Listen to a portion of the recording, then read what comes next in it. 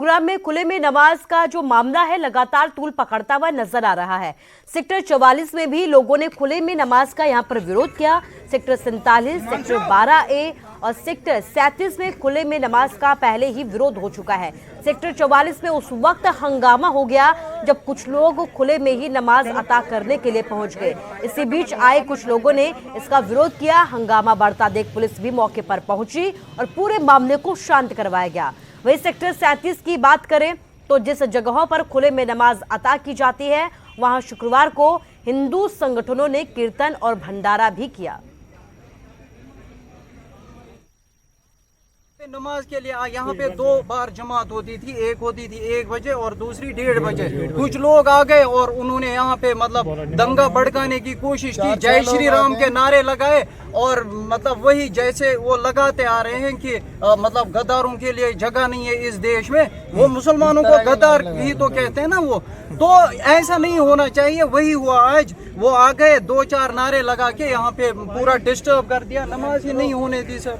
Finally हमारी नमाज cancel हो गई सर। फाइनली नमाज ही नहीं पड़ी। कितने लोग पहुंचे थे यहाँ पे नमाज के लिए? वो 4-6 लोग आते हैं, पुलिस उनका साथ देती है।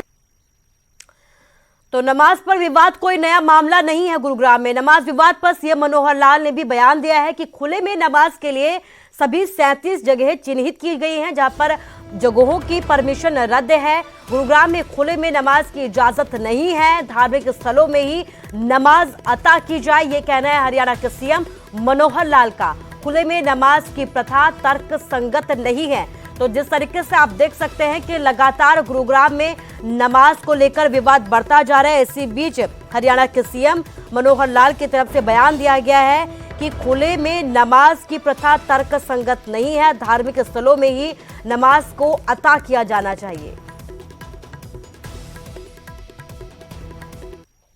और रिजॉल्व करने में हर कोई अपनी जगह पर कोई नमाज पढ़ता है, कोई पाठ करता है, कोई पूजा तब्दील करता है, उसमें हमें कोई दिक्कत नहीं है। और ये सारी चीज धार्मिक स्थल इसीलिए बने होते हैं कि वहां जाकर के करें। खुले में ऐसा कार्यक्रम नहीं होना चाहिए।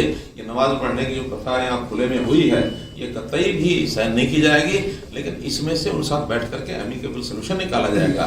उन्होंने भी कहा कि बहुत सी हमारे पास जमीनें हैं जहाँ हमें अनुमति दी जाए, या कुछ जमीनें ऐसी हैं जो उनकी अपनी जमीन होगी या वक्फ की होगी, उसमें कहीं एनक्लोज्ड एरिया है, वो भी कैसे उनको उपलब्ध कराया जा सके, और या फिर अपने घर में नमाज पढ़ें। खुले में नमाज पढ़ करके, और ये आपसी टकराव भी नहीं होना चाहिए, इसको किसी यानी हालत में टकराव नहीं होने देंगे।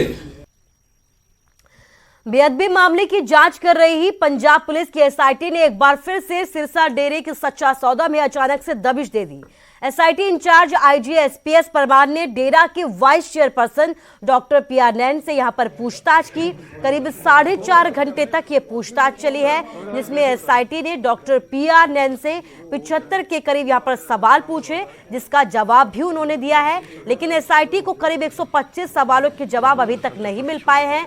स्वास्थ्य कारणों से उनसे ज्यादा पूछताछ नहीं हो सकी है, इसके लिए एसआईटी ने 48 घंटों का वक्त दिया है।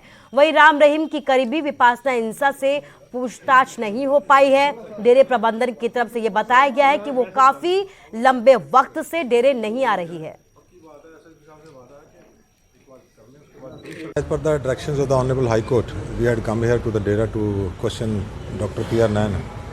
तो उनसे 4.5 घंटे हमने पूछताछ करी है, but since he is not keeping good health, so after that he collapsed a bit, so we had to give him a little bit of respite. कुछ से around 70-75 question we have already posed him, उसके answer उन्होंने दिए हैं। Doctor नैन से पूछताछ हुई है जो तकरीबन 4.5 घंटे चली। विपासना जी नहीं है, वो मेडिकल लीव पे हैं। नहीं सर, बिल्कुल गलत है। देखो आप सबको पता है, पहले भी सीबीआई उनको क्लीन चिट दे चुकी है। वही तो हम कह रहे हैं, हाई कोर्ट दी भी क्लियर कट इंडिकेशन है, अभी further investigation after considering the CBI closure report. और चलिए बात करते हैं मौत के सफर की। मौत का सफर हम इसलिए कह रहे हैं क्योंकि जो तस्वीरें फतेहाबाद से सामने आई हैं उसे देखकर आप लोग भी यही कहने वाले हैं कि ये मौत का सफर है। लेकिन आखिर कब तक? हरियाणा रोडवेज प्रबंधन बेहतर सेवाएं देने के लगातार तमाम दावे करता है, लेकिन जरा इन तस्वीरों को गौर से देखिएगा। हरियाणा रोडवेज की ये बस है और छात्र यहाँ पर जान को जोखिम में डालकर सफर करने को मजबूर हो रहे हैं। इन तस्वीरों को देखकर आप अंदाजा लगा सकते हैं कि कभी भी कोई बड़ा हादसा हो सकता है। फतेहाबाद के रतिया की ये तस्वीरें हैं, जहां छात्र रोजाना ऐसे ही मौत का सफर तय करते हैं, स्कूल पहुंचते हैं, अपने कॉलेज तक पहुंचते हैं। ऐसा नहीं है कि बसों की समस्या से शासन और प्रशासन बेखबर है, पूरी तरीके से वाकिफ है। कई दफा छात्र भी अपनी परेशानियां लेकर पहुंच चुके हैं, मंत्रियों से गुहार लगा चुके हैं, लेकिन हालत में कोई सुधार होता हुआ नजर नहीं आ रहा है। और यही वजह है कि अक्सर फतेहाबाद से इस तरीके की तस्वीरें सामने आती हैं। जैसा कि पता होगा कि आपको पिछले जो 2 साल से गवर्नमेंट केटी कॉलेज के अंदर जो बस की समस्या है उसको लेकर काफ़ी बार हमने धरने प्रदर्शन कर चुके हैं। उस दिन हमने माननीय मूलचंद जी जो परिवहन मंत्री है उनके पीए से भी बात की थी। उन्होंने हमें आश्वासन दिया था कि जल्द से जल्द आपकी समस्या का हम समाधान कर देंगे, लेकिन उसके बाद भी हमारी जो कॉलेज की समस्या का समाधान नहीं किया जा रहा है। और हमारे जो लोकल विधायक जी हैं और जहाँ के जीएम जी हैं उनको सब पता है, रोज़ टीवी के अंदर और अखबार के अंदर ये आ रही है कि कैसे गवर्नमेंट केटी कॉलेज के छात्र हैं जो अपनी जान जोखिम में डालकर सफ़र कर रहे हैं। उसके बावजूद भी इन विधायक और जीएम के कानों पर जूं तक नहीं रेंग रही है। ये तो उस दिन का इंतजार कर रहे हैं जब तक कोई बड़ा हादसा ना हो जाए। और खबर अब हिमाचल से है। हिमाचल सरकार ने स्वर्ण आयोग के गठन को मंजूरी दे दी है। इसकी अधिसूचना भी जारी कर दी गई है। सामान्य वर्ग आयोग के नाम से आयोग गठित होगा। आयोग के संविधान, नियम और शर्तें जल्द ही तैयार की जाएंगी। सरकार के लिखित आश्वासन के बाद ही यहां पर यह आक्रोश खत्म हुआ। आपको बता दें कि शीतकालीन सत्र के पहले ही दिन प्रदर्शनकारियों ने विधानसभा का यहां पर घेराव किया और जोरदार तरीके से यहां पर प्रदर्शन किया। प्रदर्शनकारियों को रोकने के लिए पुलिस पहले से ही मुस्तैद थी, लेकिन इनका प्रदर्शन खत्म होने का नाम ही नहीं ले रहा था। और इसके बाद सीएम जयराम ठाकुर ने स्वर्ण आयोग के गठन का ऐलान किया। मुख्यमंत्री जयराम ठाकुर ने यह कहा है कि मध्य प्रदेश में ही स्वर्ण आयोग बना है। सभी पहलुओं के अध्ययन के बाद ही हिमाचल में आयोग के गठन का ऐलान किया गया है।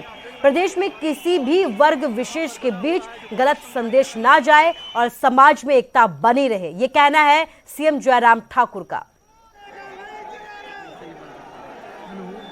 जब सदन के अंदर विपक्ष ने अविश्वास प्रस्ताव लाया और उस प्रस्ताव पर जब हमारे अध्यक्ष महोदय जी विधानसभा के उन्होंने अपनी व्यवस्था दी और व्यवस्था के साथ जब उनसे पूछा कि आप इसको प्रस्तुत करना चाह रहे हैं, उन्होंने कहा हाँ करना चाह रहे हैं। तो प्रस्तुतिकरण के लिए यह आवश्यक है कि 1/3 ऑफ द टोटल स्ट्रेंथ जो हाउस की जो हमारी संख्या है उसके अनुरूप वहां पर संख्या होनी चाहिए।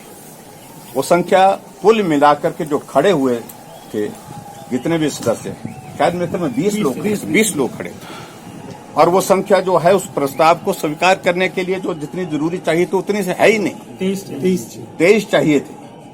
और इस कारण से वो प्रस्ताव जो है आगे बढ़ने से पहले ही गिर गया।